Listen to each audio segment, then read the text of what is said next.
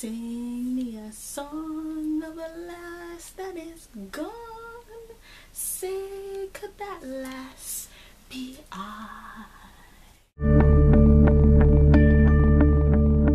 A solid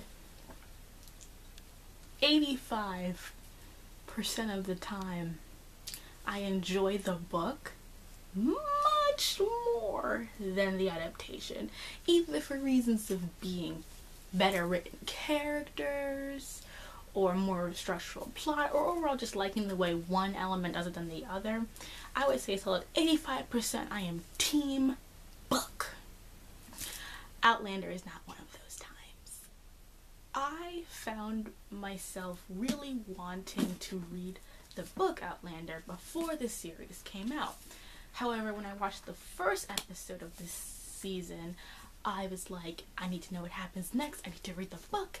And so I read the book and I did not like it at all.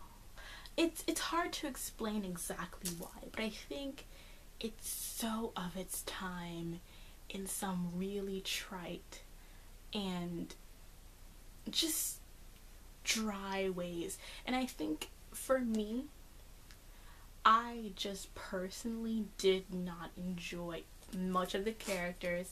I don't care for Jamie. I know that's sacrilege. Book Jamie. Don't care. Don't care about him and Claire as a couple at all. Don't care. The best characters I found were the I forget how you put her name, Jayless and Dougal. That's who I was invested in. And Claire, because I like Claire. I like Claire a lot. She's so pretty. But in the show though, I'm sprung. Like, I love Claire. I think here's the thing. A lot of people have told me that I've talked to who like Outlander, I've been like, if you're not interested in Jamie and Claire, you will not enjoy this series. And I'm just like, I love Claire Beecham, so I'm good to go. And I think that's really how I feel, because I think the show does a really great job of just introducing us to Claire from the get-go, showing her as like a, you know, a nurse in the war camp. You know, the war is finally over. She's that first sip of alcohol, showing us that she's gonna be an alcoholic throughout this entire goddamn trip.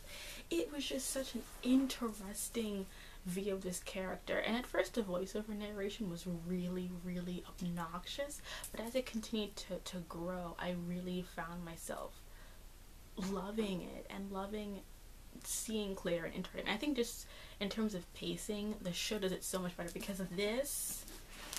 Like, and I've read books longer than this. I've read Clarissa, and this was just so hard to get through, and I think it's because at a certain point it just becomes like, you know, porn, like Eat, Pray, Love of sex, and not anything that made myself, you know, no clutching of pearls here. And, you know, there were certain things that were interesting, like when the plot would really happen, like the stuff with Blackjack, and that I would be like, oh cool, then it would go back to just the other stuff and I'd be like, nah, not feeling it. And there was just so little of the plot and so much more of the romance stuff that I was kind of like, I'm over it.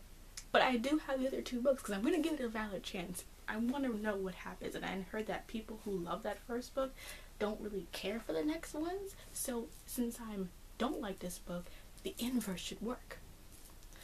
But on the show, love Claire Beecham. Claire Beecham is just amazing. She is smart, she is funny, she is witty, she is doing her shit. I love her. I think she's awesome. And I just love how she acquiesces herself, how she's, you know, plotting all these things, you know, trying very hard to still maintain her modern sensibilities in this dated perspective, but also being a dated character because she's not from our time. She's from like the right after World War II. So I'm in love with it. I like Jamie. I still think that Jamie's character is not my favorite, but the actor who plays Jamie is so good at being Jamie that I find myself just endearing to him. Like the wedding scene in the book, I flipped through it, honestly. Didn't care. But on the show, I was like, oh, this is great because it's such good character development and stuff. It was really well done. And the changes the show has made to the book, to me, are just over and above. And I know people hate Frank and hate the fact that Frank and Claire have a good relationship. But let me tell you why I disagree with that. Claire in the book is cliche. I like her. She's cliche. She's an orphan. So she got no parents. She don't got no friends. All she has is Frank. And in the beginning of this book, she is just going through the motions with Frank. Like, their relationship is dry as hell. And you can tell she's got zero interest in anything that he has to say. She's kind of just like, oh yeah, your family history.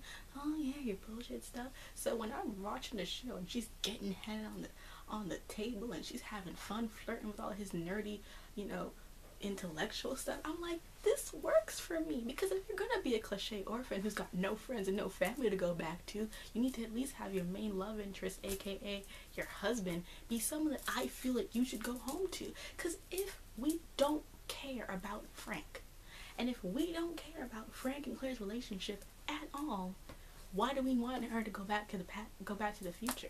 Because that's what she wants. And that's the whole thing about when I was reading the book. I was like, this is bullshit. Because you obviously don't want to be with Frank. You don't like him. You think he's annoying. Why are you trying to get back to these goddamn stones? Why, But when I watched the show, they sold me on it. They sold me on Frank and Claire. And so I care that she wants to go back to the future. I want her to be taken to the future. And having the episode with Frank, seeing him react, that was necessary too, because you see his side and his perspective. And it made me so annoyed that people were like, we don't want to see Frank's perspective. We just want to see Jamie and Claire go at it. Like, what? Like, I don't even ship any of this stuff. Like, I just want Claire to be happy. Whoever Claire picks is good. I like Claire and Frank because so far, on the show, they're unproblematic. They love each other. It's great. In the book, they got their issues.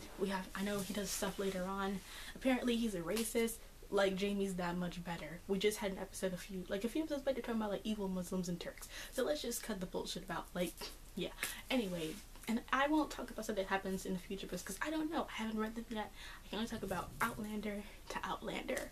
And, it was great to see that he loved Claire, that he was passionate about her, that he cared about her. And people said, like, we want it to be like a cliche love triangle. First of all, it doesn't have to be that way. You know what I mean? Like, love triangles are cliche. They are annoying. We are sick of them. But it's not the same thing as most love triangles. She has been stripped away from her time period and meets this guy, Jamie, who she cares about, and she enjoys having sex with him like a human person would, but she's not in love with him yet. She's still in love with Frank, and so she, has this attachment to Jamie, but she's also, her duty and her love for her husband draws her one way. That's human. And the fact of the matter is, it's not like just, cliche boring dude number one and cliche boring dude number two. It's two genuine attractions. And so when the point comes when she, may choose Jamie over Frank, I'm going to believe that because we saw her fight to be with Frank, and we can see how much Frank meant to her, and therefore when she chooses Jamie, it seems like a real choice, not just a bullshit plot, because we actually saw what she was going through. It's not the same thing as Edward and Bella, or Bayman and Stelena, or Spuffy and Bangle. It's not that. It's much more intense, and to sell that, you must sell us on Frank. And I know that people just want to watch it for the smut. I get it. I like the fact that it's very, female gaze, and it takes interesting shots with the male characters. Isn't cliche in that way. It is giving, for us the ladies something to look at. The way it presents brothels is much more mature than anything Game of Thrones has ever come up with. And despite its flaws, because it does have some, I think that my problem has been both with the book and the show, because it's gonna have to do this, it's just Blackjack's character. Not his sadomasochism in general, but just where his character ends up going at certain points. I won't get into it because it hasn't happened yet. I'm talking about what's happened in the show thus far, but it's, he kind of gets kind of weird for me. The rape scenes, I think, are, rape scenes are always going to be gross to watch, but I feel like at least with Outlander, it isn't trying to make it sexy, because they make Blackjack so reprehensible and disgusting, and the distress is so clear. It's not the usual kind of like, you know, almost weird kinky sexual way that some people depict rape. So in that vein, I love it. But you know, it has its problems overall, but I really enjoy the show, and it surprised me how vested I am in it, because I didn't like the book at all. It's so strange to me, but I really feel like the show has managed to improve on the source material on almost every level, and I think that for those who really enjoy this show and think about checking out the books, I think it could be hit or miss. I think that there are certain things, certain aspects of the characters that the show just depicts better than the books did for me, and I think that you can be fine with just the show. Honestly, I don't think that anything is weird, and I do know that some people are going to be upset about things that happen in the second half of the series. I think that there's going to be a lot of, you know, controversy over certain things. I think that the thing is that Outlander is such an old book series, like Game of Thrones, so it has a fan base already built into it that have already analyzed this and dealt with these things. So it'll be interesting to see what, with a new fan base now in 2014, just being introduced to the series, is going to act and react to some of these scenes in comparison to its older audience. So here we go. I mean, so as for Claire and Jamie and Claire and Frank, as far as I'm concerned, whatever makes Claire the happiest is what I want. The historical aspects of the show are really interesting to me. I think that that's a really good framework. It's not unique. There are lots of books that, you know, have done the sort of like Scottish Jacobin rebellion type thing in a plot with a romance and stuff, but I think it's the characters and how they interact and how they care for each other that really makes it, you know, worth watching. So I definitely really enjoy Outlander. If you want to read the book, that's cool, but I say you can just